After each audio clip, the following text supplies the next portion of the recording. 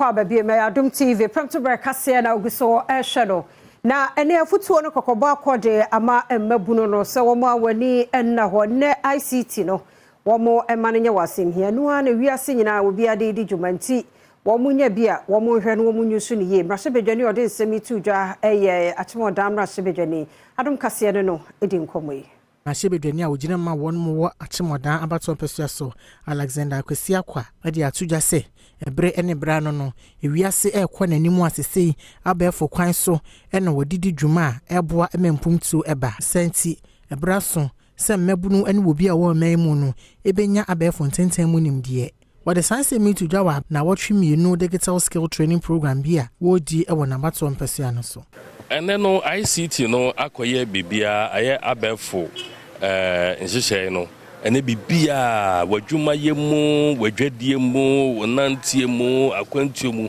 bibia ra no ye de ICT ena ye eno nti no ma wani amre no wansua bia ebedu pempeso obi yesu anamon bia obehwe na wontimi ntu anamon ni bi nti no wahei ye be na kakra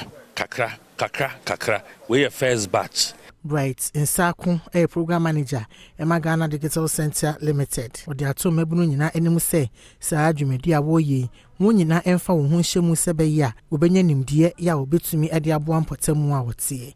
I believe the youth should take advantage of any digital skills they find themselves. Only say obi promote digital skills be na ye free function because sana we are seeing economy.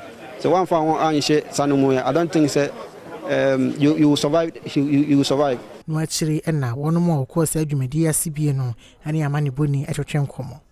Me computer science university, and then I'm now in level 200, so I have to get more practicals and all those things. So I'm here to learn more, to develop my skills. Yeah. And I'm a member of parliament and saying I'm in Shanapan because.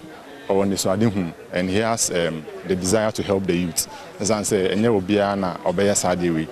On drink, say, for side name my or drink community, which is Akyem Oda district. No, ne de be can say Yame and Kano.